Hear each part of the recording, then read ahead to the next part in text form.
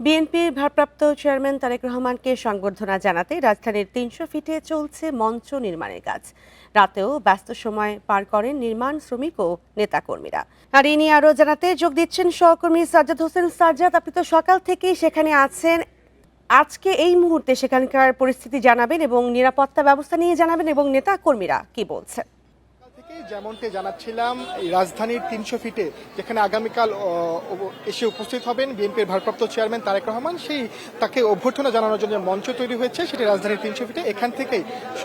এখানে সকাল থেকেই কিন্তু নেতাকর্মীরা ভিড় করছেন।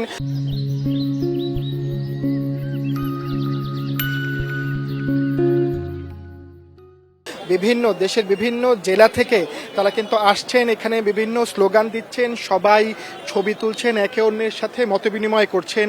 এবং যদি একটু পরিবেশটি বলে রাখি, এখানে একটি উৎসব মুখর পরিবেশ কিন্তু বিরাজ করছে। আর যে মঞ্চ প্রস্তুতের কাজ সেটি কিন্তু ইতিমধ্যেই শেষ হয়েছে। মঞ্চের যে সাজসজ্জার কাজটি সেটি এই মুহূর্তে চলছে। আমরা দেখেছি কার্পেট এবং বিভিন্ন ফুল আনা হয়েছে যেটি দিয়ে মঞ্চকে সাজানো হবে এবং যেখানে আগামীকাল দলের বিভিন্ন সিনিয়র নেতাকর্মীরা আসন গ্রহণ করবেন সেই আসনের কাজ কিন্তু এই মুহূর্তে চলছে। গত বেশ কয়েকদিন ধরেই যে সব বিএনপি সহ দেশের অন্যান্য মানুষের মধ্যে যে একটি আনন্দ বিরাজ করছিল যে দীর্ঘ ১৭ বছর পর তাদের প্রিয় নেতা দেশে আসছেন, এই বিষয়টিকে মাথায় রেখেই কিন্তু তারা এই যে ৩০০ ফিটের যে অভ্যর্থনা মঞ্চ আছে সেটি কিন্তু পরিদর্শনে এসেছেন।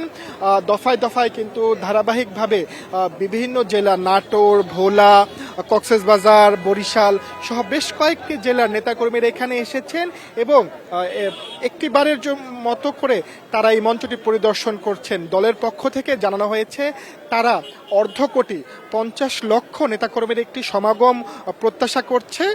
এটিও কিন্তু এই বিষয়টিকে মাথায় রেখে যে কালকে এত বেশি একটি জনসমাগম হবে, এই স্থানে বা মঞ্চটিকে এত কাছ থেকে দেখার সুযোগ তাদের নাও হতে পারে। এই বিষয়টিকে মাথায় রেখে আজকে একটিবার এই তাদের প্রিয় নেতা যে মঞ্চে এসে বক্তৃতা দেবেন সেই মঞ্চের কাছ থেকে এসে তারা ছবি তুলছেন, এমনটাই কিন্তু তারা আমাদের জানিয়েছেন। এবং আমরা তাদের কাছ থেকে তাদের অনুভূতি জানতে চেয়েছিলাম যে ১৭ বছর পর আপনাদের প্রিয় নেতা আসছেন, আপনাদের অনুভূতিকে তারা যেটি জানিয়েছে, তারা বিভিন্ন আন্দোলন সংগ্রামের মধ্য দিয়ে গেছেন, অনেকেই জেলে থেকেছেন। এই যে কষ্টটি তাদের মধ্যে, এটি কিন্তু অনেক অংশেই লাঘব হয়ে গিয়েছে তাদের এই প্রিয় নেতার আগমনে।